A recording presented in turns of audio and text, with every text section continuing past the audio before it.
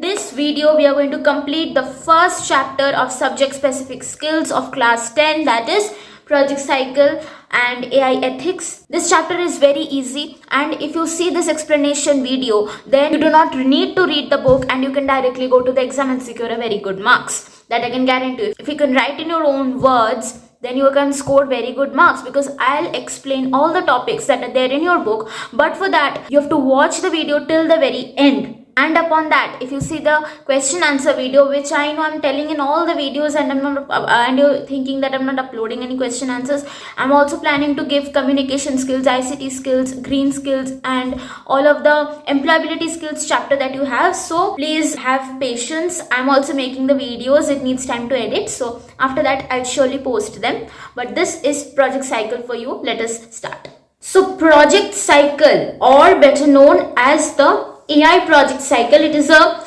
systematic process. If you see this diagram, it is a process that describes the steps that are involved in building an artificial intelligence model or AI model. If you're wanting to build an AI model, you need to follow the steps of the AI project cycle, and that is why this is given as the first chapter, because all the next chapters, whatever steps you have in project cycle, like problem scoping, data acquisition, exploration, modeling, evaluation, deployment, all of these steps, they're having some dedicated chapters to themselves. Like for evaluation, you have a separate chapter. For modeling, you have a separate chapter. So whenever you're trying to make an AI model, this project cycle will be the base or the process that you're going to follow for any kind of making the model. Okay, so it helps us to plan, it helps us to develop, test a model and prepare it so that we can present it to the real world. So there is a very good example to understand the project cycle properly, that is preparing a cake for your friend's birthday. Okay, if you take this as the example, what are the steps involved in preparing a cake?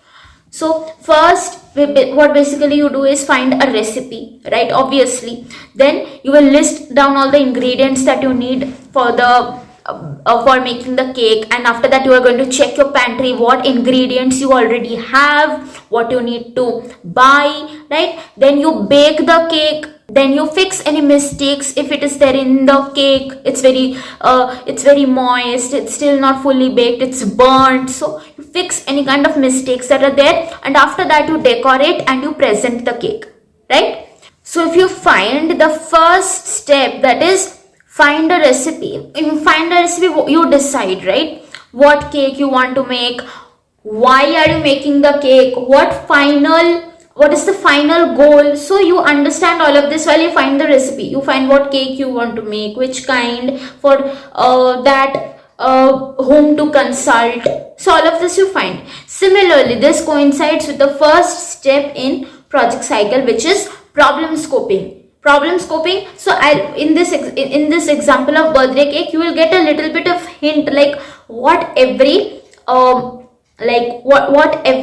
part of project cycle does. So in problem scoping, similarly to as in the part of cake, here you understand what problem you want to solve, why do you want to solve it, who will benefit from this AI model, and why the solution is important. So all of this you think, which is very similar like when you want to find what cake you want to bake. So that is why. Next, you have list ingredients, and this coincides with the second step of project cycle, that is data acquisition. Acquisition means what? Acquiring means collecting. So here you're collecting data. Okay, because obviously in list ingredients, what do? You collect every ingredient that you need, right? You make sure nothing is missing. All of this, you collect data from, you collect the ingredients from various sources, various shops. In this shop you're not getting, you're going to another shop. In local shops you're not getting, you're getting supermarkets are not getting, you're getting it like for a much lesser price online. So you order from Blinkit. So all of this goes on, right? Similarly, in data acquisition, to make any AI model, tell me, to make any AI model, if you do any computer related task, any AI related task, it will need data, right? So you have to collect the data, you have to acquire the data. In data acquisition, that is only done, you collect all the data required to build the AI model from all kinds of place. Okay, like you search from where do you get the best data, from where do you get the most reliable data, right? Next step is check your pantry. Okay, here you check what you already have in your kitchen, what like you check the expiry dates, are they already expired, can I use them, or they are needed to be thrown. You identify what dabba needs to be cleaned or what needs to be replaced, right? Similarly, this coincides with the third step, which is data exploration. In data exploration, what do? See, that was all about ingredients. This is all about data, because AI model needs data. Now in data exploration, you check if your data contains any errors, there are any duplicate data. Suppose I have entered suppose it's a student's marks, so I have entered some students' marks twice, so that is a duplicate. So I need to identify all these errors, all these duplicate.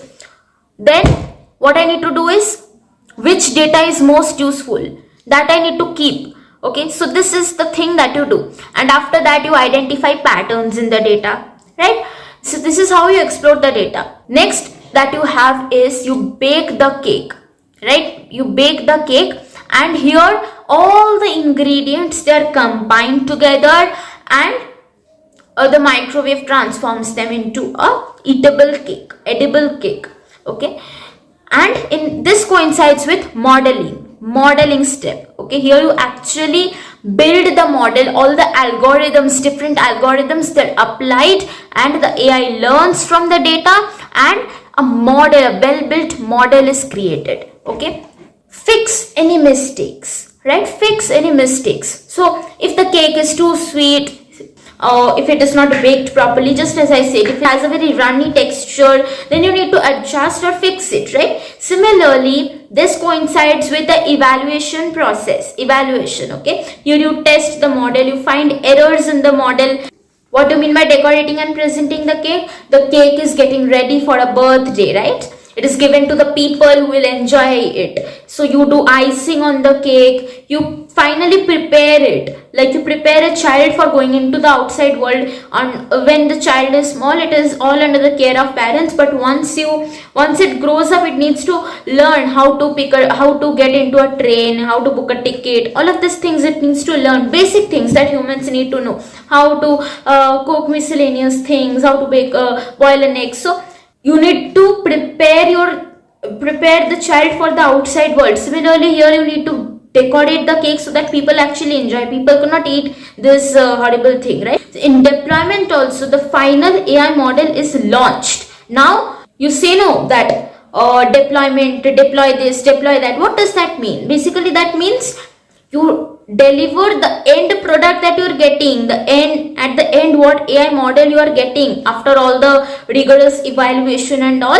that, you can present to the users. Okay, you need to train it with real world data so that it can actually work. Okay, I hope you got a very precise idea of what is the project cycle. So problem scoping, it is the first stage in the AI project cycle, and here you clearly understand the problem, you scope the problem. Okay, problem scoping literally means scoping the problem, grabbing the problem, identifying what is the problem, why are we creating this model, we understand the purpose. Okay, this step helps you define the goal, the needs, all of the goal of the model that you are making, the goal of the project, the need, who needs this, and the benefits that people, or who is getting the benefit, how is the benefit being, how are the people getting benefited by your AI project. Basically, you understand all of this, because you cannot just create an AI project haywire without any reason, right? You must have a reason, and that is only explored in problem scoping. Okay, so in problem scoping, you have to answer 4 main questions. First is who. So in who, you have to check who is facing the problem, who will benefit from our AI solution, or who will benefit from this AI project that we are making. For example, it can be customers, it can be students, it can be doctors, it can be teachers, it can be company employees. Okay, and the next thing you need to know, that is what exact problem are we trying to solve. For example, this AI project is needed to reduce the waiting time, need to predict sales, need to identify diseases early. Then the third question that we have to answer is where. Where does this problem occur? In what environment does it happen? What is the context? What is the situation? Okay, for example, it can be school, it can be a hospital, it can be a store, it can be a website. Like, where is my AI project needed? Okay, that is basically answers. Then last is why. Why solving this problem is important? What can be the reasons? Because it saves time, it reduces cost, it improves accuracy. So suppose for a school sector, you're building an AI project which is student performance prediction system. Okay, what is the student's performance, what grades he or she is about to get, all of that. So if you answer the problem scoping questions, that is who, what, where and why, in who you need to identify the stakeholders. Stakeholder means, this term you will find in your book, stakeholder. Stakeholder means what? The person who is interested to buy your AI project or work with your AI project or interested in this business. Okay, the people. Okay, who will be the stakeholders? Students, teachers, school administrators, parents. That means who will be using this project. So all the students will be using, all the teachers, all the school administrators, the parents will be using. Next question that comes is what is the problem that this system is going to solve, that this project is going to solve. The school wants to predict which students may perform poorly in exams so that teachers can provide early support. That is the main problem, that it wants to the school wants to predict that which students are performing poorly, so that the teacher can give special attention to those people, so that the students can score good. Overall reputation of the school increases, right? Like this thing which I'm explaining right now, this is very important. Tell me why? Because this kind of questions come in your exam. They will give you this kind of AI project they will give you at the top, and they will tell you to fill a table of who, what, where, why. Okay, this kind of questions have come in like class 10, class 9 papers as well, because class 9 also has this chapter.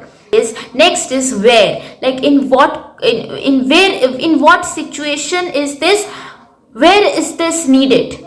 So this problem exists inside the school, especially in classrooms, exam halls, and in digital learning platforms, in the school applications where the student data is recorded, right? So this is the where we have answered. And why you have to mention the benefit that the students will be getting. So to ensure timely help for the weak students and improve the overall academic performance, reduce the failure rates and increase the reputation of the school, support personal learning for every student. So this is the benefit that the AI project is going to build. So this is our whole problem scoping completed. Okay, now if you consider another example for agriculture sector, okay, where the AI project is crop disease detection system. Okay, it will detect the disease that the crop is having. Okay, so here who are the stakeholders? Farmers, agricultural officers, the crop suppliers, the food companies, they all are the stakeholders, right? Then what is the problem? Farmers, they struggle to detect the crop diseases early, which causes major issues in the crops. It increases the price. So this is the problem. Where is this used? Where will be this AI project used? If this the issue mainly occurs in the farms, the crop fields, the greenhouses where plants grow and there only diseases occur. So this is the farm, crop fields, greenhouses. This is the where. Then why? Again we have to mention the benefit. So to help farmers identify diseases early, to reduce the crop damage, to improve the overall yield. And here also we have filled another table. So this is how, if any question comes in the exam, I hope you can fill it on your own. It doesn't need to be all accurate, because I don't think so you can be all accurate, but whatever you can think of, just put it there in the table. Okay, now let us move to data acquisition. So we all know it is the second stage in the AI project cycle. After you have known all the important, like why is this project needed, for what it is needed, you can collect relevant data. You cannot collect irrelevant data, right? Whatever data it is not needed, you're filling up your system with that. That is extremely stupid to do. So you have to collect relevant data in the data acquisition step, and accurate data. In inaccurate data you are collecting, your whole project is a total stupid, horrible thing. You need accurate data and relevant data. Always remember these two keywords, accurate and relevant. Then you have to choose data sources. From where can data come? So it can come from two sources, primary sources and secondary sources. Primary sources means it is the first hand data that is collected by the user. It's that is, if I am making the AI project, then I am collecting the data myself, right? The person who is building the AI project is collecting the data himself or herself. Okay, like you can conduct surveys, you can go from house to house and conduct surveys, you can conduct interviews 1:1, you can conduct discussions. So in that way you're collecting the data yourself, you're noting your observations down. But you can also choose your data from secondary sources. That means the second hand sources, like the data is created by someone else and you are using it. For example, you're taking data from the websites which is created by someone else and you are using it. You can take your, if you want to do with population and all of those stuff, then you can take your data from the government census. There you have the population update, right? So that way you can also take it from secondary sources, as well as you can take it from primary sources. Okay, your data can come from databases, online surveys, online data sets. You can collect it from sensors, you can collect it from CCTV cameras, like the images, the audio, the video that you need. Then yes, so from all these data sources you can collect your data. You can also use the concept of web scraping, which is where you collect data from websites. Okay, you collect data from websites, and the next step is you store the data safely in some Excel files, CSV files, your databases, in your cloud storage. Cloud storage means all this Google Drive and all that has come. Like I'm creating this video, I'll keep this, after editing this video, I'll keep it safely in my cloud, right? So that I do not lose it. Like for the school sector, if you AI performance prediction project, that one which we talked about, there what data can you collect? Students' previous marks, attendance percentage, homework records, participation level, their test scores, their improvement, right? So all of this. And then if you consider the agriculture sector that we talked about, crop detection system, then images of healthy leaves, images of diseased leaves, environmental readings like the temperature, the humidity, all of this stuff can help detect your crops. So this kind of data you need, accurate, relevant data which is relevant to the problem. So in data exploration step, first you need to check what is the type of the data. Is it structured data? That means is it structured in rows and columns like a table in Excel sheets or CSV files in databases? Is it stored in that manner? Or is it unstructured data? That means it has no fixed format. Okay, it cannot be stored in the form of tables or columns, rows. Okay, for example, they can be images of crop leaves, videos. So these cannot be, you cannot store them in tables or rows. So this is unstructured data, which is, so from unstructured data, extracting patterns can be a little difficult. Obviously, if a nice Excel sheet with all the values in table format, for this you have this, for this you have this, if it is given in this format, it is easier to comprehend that data than a video. Or like we can obviously we see and we understand because we have some intuition within us that videos, from this video I'm seeing this, we can understand that, but computer it's a bit difficult to understand unstructured data.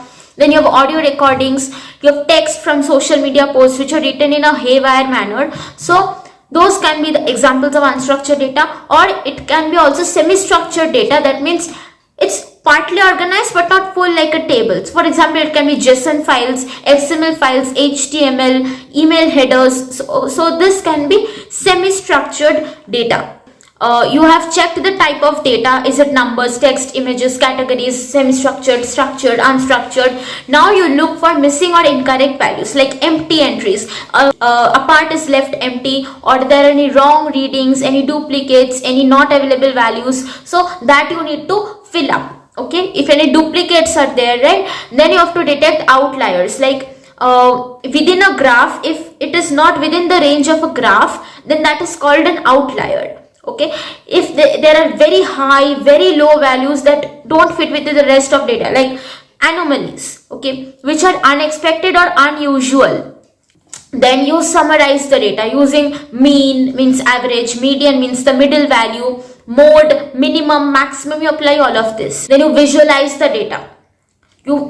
In data exploration, you want to find patterns in the data. So if you visualize the data, then you can understand, right? If you visualize the data in the form of charts, graphs, histograms, or scatter plots, all types of charts, there are various charts. When you visualize the data, you can understand if the data is going like this, or is it going like this, it's falling, or it's first rising then falling, or it's first like this and then it suddenly rises and it rises and rises. So you can understand if there are charts, right? And then you understand relationships, like how attendance affects our percentage, how term 1 scores are related with attendance. If more attendance, then more scores. So like this, it understands relationships. This was all about data exploration. Now from data exploration step, you have got the clean, the best data that you could have got without any errors, duplicates, or any anomalies. So that kind of data you have got,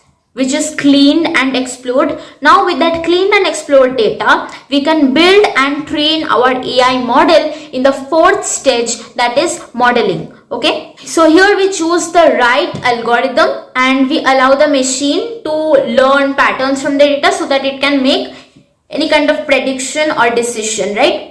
At the end, the model has to make a prediction. What is this child going to score? Is this child having a good performance or bad performance? If good, what? If bad, what? So it needs to make predictions, it needs to answer. So for that, it needs to learn the patterns, right? In modeling, we choose the right algorithm so that it can make the right kind of decisions. It makes less errors. That kind of a model we have to select. Then you have to train your model.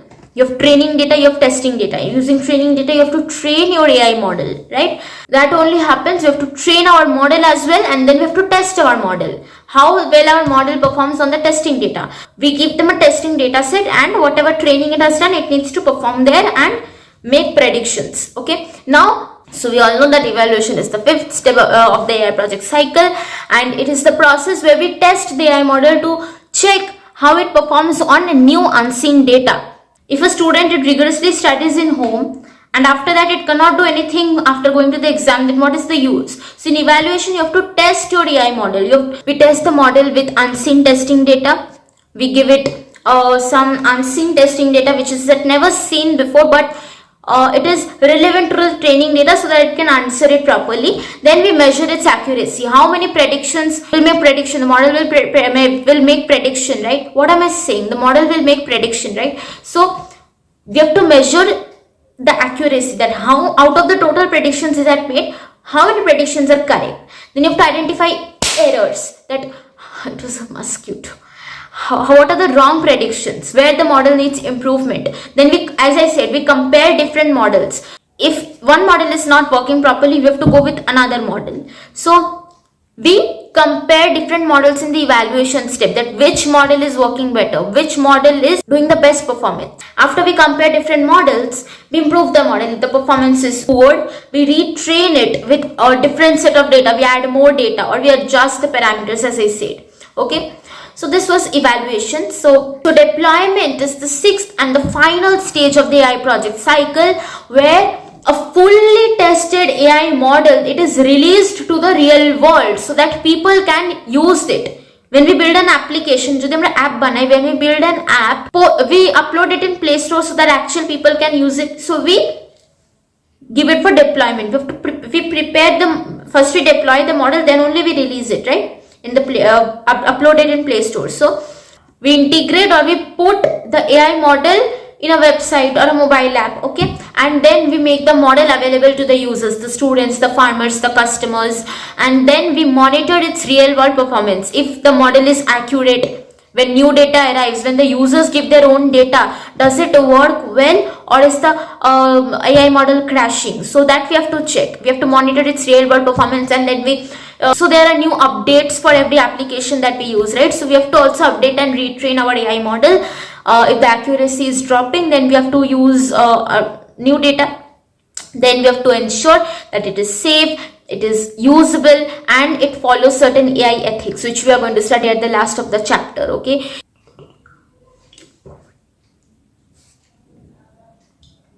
What do you think is AI domain? It is a specific area of artificial intelligence where the AI systems work using a particular type of data or technique. You have three domains, right? Data science or statistical data, computer vision, natural language processing or NLP. So data science, it works with numerical data mostly, okay, numerical data. So I'm saying that all the AI domains, they work with a particular data type. Computer vision works with visual data, image or video data. Natural language processing, NLP, it works on textual data or audio based data, okay. Statistical data is that domain which works with numbers, tables, charts, numerical patterns, okay, something that we can measure, okay, something numerical, something that we can measure, measurable information, that statistical data works for. Like marks of students, that is a number, right? Temperature readings, that is also 34 degrees Celsius is a number. Sales numbers, prices of products, that is also population data, weather patterns. So all of this, they are related to numerical data, something that we can measure, right? So this numerical data is used to learn patterns. It is used to find patterns, relationships, and future predictions. You have data collection here. First, you have to gather all the numbers from the sensors, from the records, the surveys, the interviews, all of this. Then you have to analyze the data. You have to summarize the data using statistics, like finding the mean of all. There are numerous numbers, and you're finding the mean or the average of that, the middle value or the mode, which number occurs the most, the frequency, right? Then you have to do finding trends, like detecting patterns, like sales increase in winter. No, in Delhi temperature is falling, in Mumbai temperature is rising. Students are scoring better after extra classes. So this pattern you need to find. Then you have to make prediction, like predicting marks based on past data.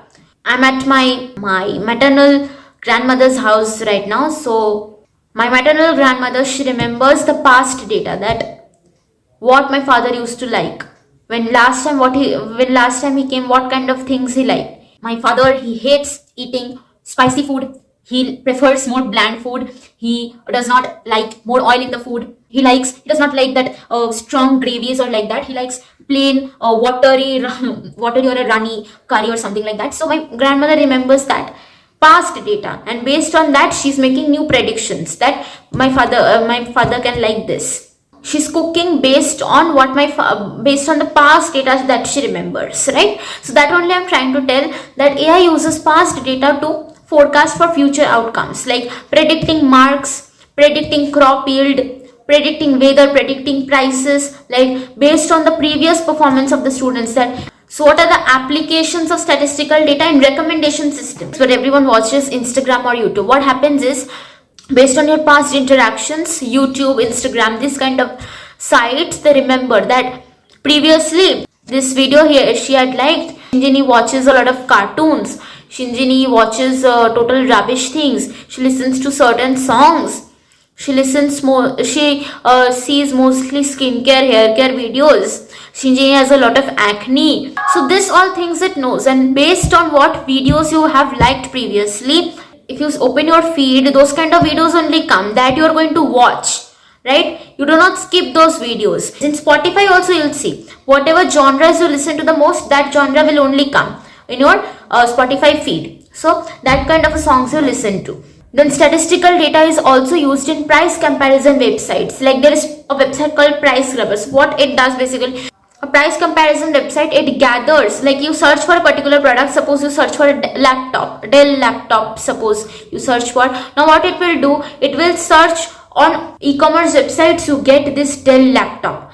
Now it will take the prices of, like from Amazon you get this at this price, if from Flipkart you get this at this price, from you don't get that and Blinkit. So I change that to some skincare product, change a laptop to a skincare product, and Amazon you get it for this price, and Flipkart here, Nykaa you get from this price, you get it Blinkit in this price. So it compares, it gives you all the prices. Okay, so it searches for data, gives you all the prices, allows you to choose whatever, like suppose you want to buy the most expensive one, so you go for the expensive one if you're rich. If you are opting for the lowest price, then you can select the one with the lowest price, right? Let's work. And then you have weather forecasting. Weather forecasting means what will be the next day's weather, right? How does it predict that? Suppose that also it is done on past data, based on the past data, like last day it was 95% humidity. There can be a drastic change the next day. Next day weather may be also somewhat 91%, 85%. So that kind of a humidity will be there. Last year, so it checks last year's data also. That last year on 4th December the weather was like this. So this year also maybe on 4th December the weather will be like this. So like this, based on past data, it also predicts weather. It does weather forecasting as well. Now you have computer vision. Computer vision, what it does is, it works with images and videos. That means visual data that you feed to your AI model. Now it learns to extract features from these videos, like this is one particular object, this is one particular object. Now you have applications of computer vision in self-driving cars. Where self-driving car, what it does basically, if it sees any object in front of it, it will detect the object. Okay, it will draw a box around the object and it will detect the object, and using computer vision only this is done. It will detect if any new car is there, if any old lady is passing by, if any child is playing on the ground, so it will stop the car there, or it will go from the side. It will apply the brake at the correct time if there is a person at the front. So this goes on in self-driving cars. Then you have face lock in smartphones. So in face lock, what happens? Your face is put. Okay, if my face is put, it will analyze that the ratio of your face, like this is where the nose was placed, this is where the cheek. So it identifies the curves, the edges. Okay, and there is a detection that is going on, and after that it compares it with your real image. Okay, it compares it with your real image that were provided it before. This person, they are both same. If yes, then only it will unlock your smartphone. So computer vision identifies things in the camera footage like people, cars, bags, animals, and it draws boxes around them, tracks their movement. Computer vision understands that people are walking. Sudden, like in a mall, if there is a surveillance system camera installed and there is a sudden crowd at a place, it identifies that some commotion is going on, there is a suspicious behavior, and it sends a signal or alert if a person enters in a no entry zone. So this also it monitors. Okay, so it helps in shelf monitoring, like which products are out of stock, which shelves they need restocking, if items are placed in the wrong position, chips packet placed in some butter or something like that. Instead, and product recognition, it also helps in that. Instead of scanning barcode, see, barcode scanning is not AI. Okay, it might seem like AI, but it is not AI. It's just a machine which scans the barcode, but it's not like that. Using computer vision, which is actually a fundamental domain of AI, you can identify the items just by looking at its shape, size, color, and packaging without looking at the barcode. This makes the billing faster and smoother. Then now NLP, natural language processing. Natural language means the language in which we are speaking, that the AI domain processes. Okay, so it enables the computer or the AI model to understand, interpret, and generate human-like language. Okay, so it understands text, voice, sentences, like questions, commands, or hey Google, that play this song for me. So it understands my human language and it generates a human-like reply for me, that okay, let's play this. What mood are you in? So that voice assistants like Google Assistant, Siri, they also use NLP. Okay, so speech it recognizes my speech. Okay, NLP is also used in plagiarism checker. Okay, plagiarism checker means It is used to analyze text and detect whether the content is copied from another source. That means it is plagiarized content. Okay, plagiarism means basically you're copying your content from someone else, and plagiarism checker helps to detect that. It's there in Grammarly as well. Okay, so first it understands the meaning of the text. NLP reads the text like human, and it identifies the sentence structure, the grammar, the keywords, the overall meaning, and this helps to detect plagiarism even if there are words which are changed. So this text, it compares with millions of sources like websites, articles, research papers, student submissions. So it checks the meaning similarity. Okay, just not exact matching word by word, that everyone can do, and it highlights the copied sections. Okay, then it is also used in email filters. Like in email, you will see in spam emails, when you see that, no, you get it, like this is a spam email, they're having a lot of exclamations, informal languages like you've won $20,000 and all of that, you've won 1 lakh rupees cash, 6 crore lottery and all of that. This language identifies, this informal tone, this exclamations, this is identifies, and it helps to filter the email into spam or not spam. It is also used in sentiment analysis. If I say, I'm not in a good mood today, the weather is very bad, everything is so bad, so it understands your mood, your sentiment, that you are feeling not very good today, you have a bad mood. So this is how it is also used in sentiment analysis. Okay, and then it is also used in language translation. It extracts the grammar. If I say please study, it will understand the grammar, the words and everything. It will compare the grammar for both the language. If I'm converting into German, then please study will become bitte studieren, right?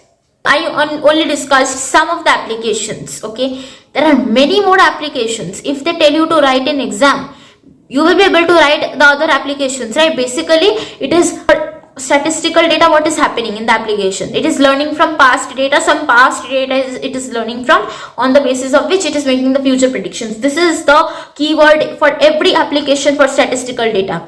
For computer vision, what is this? It extracts features from the data, it detects the objects, it draws boxes around them. That is the main thing for all the applications of computer vision. And for NLP, it is all about understands the text, understands the grammar, the meaning, and basically on that basis it does. So this thing is common. So if they give you to answer any kind of application, you will be able to answer.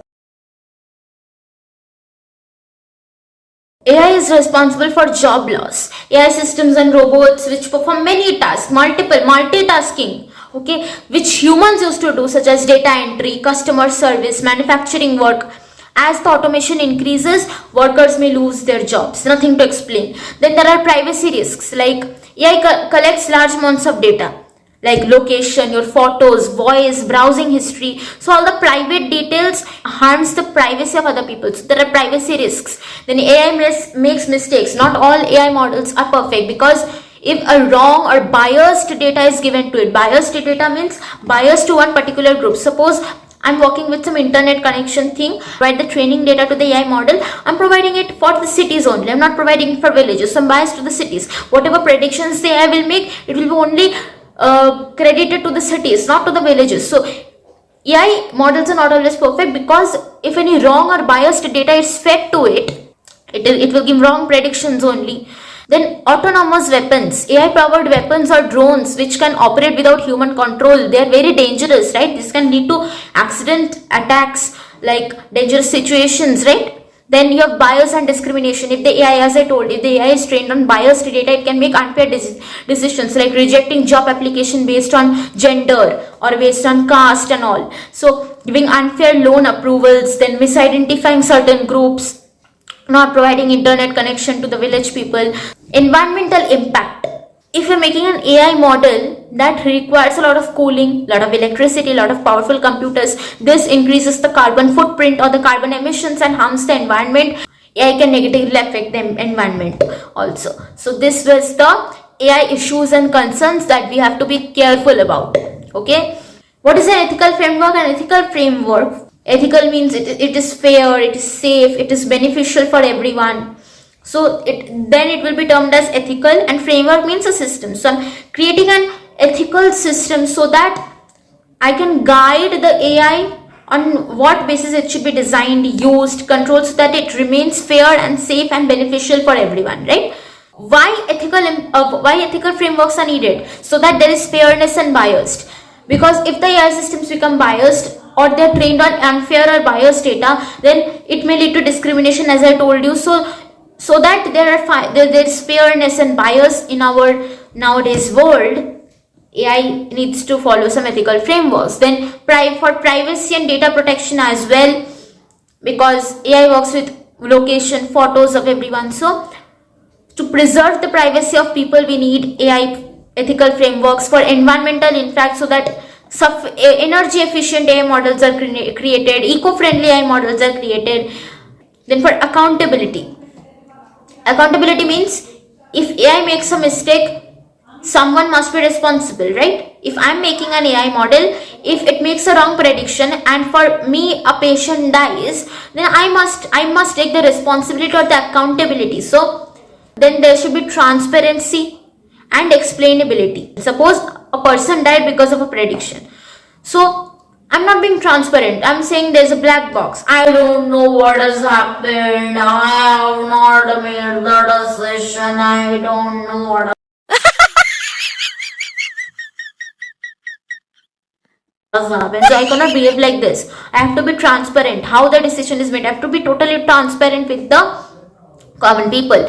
Then they should be explainable as well. Why is this decision being made? Why has this patient died? I have to give reasons for the decision. Okay, this helps, this builds a trust. Now there are two types of ethical frameworks: sector based ethical frameworks and value based ethical frameworks. So sector based ethical frameworks, these frameworks, they are created for specific sectors, like medicine is a specific sector, education, defense, finance. So they guide professionals on how to act ethically in a particular field. Okay, it's based on some certain sectors. So under this, there is one concept that falls, that is bioethics. Bio means related to medicine. So bioethics is the ethical framework that is used in medical or biological sector. Okay, it ensures that technologies like medical AI, genetic testing, robotic surgery, all of this, predicting diseases that the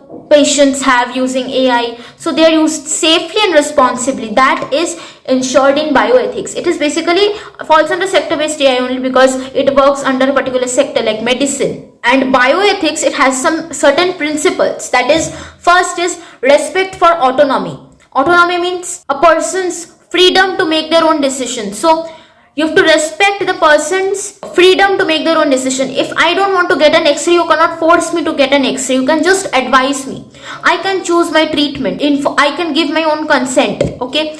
Then there is beneficence. Beneficence means benefit. Doing good for the patient and ensuring that for their well-being. Okay. That you have to improve health. You have to reduce harm. You have to always provide helpful recommendations so that the people benefit from my advice. Okay, then there is non-maleficence. Maleficence means what? Harm. There is one movie about maleficence. There was Angelina. Maleficence means harm. Non-maleficence means do not harm. So any medical AI should avoid using wrong predictions, unsafe procedures, harmful side effects. Just because this is less costly, I will use this thing, the patient may die. So you cannot do like this. Your main principle of bioethics should be non-maleficence, that is do not harm.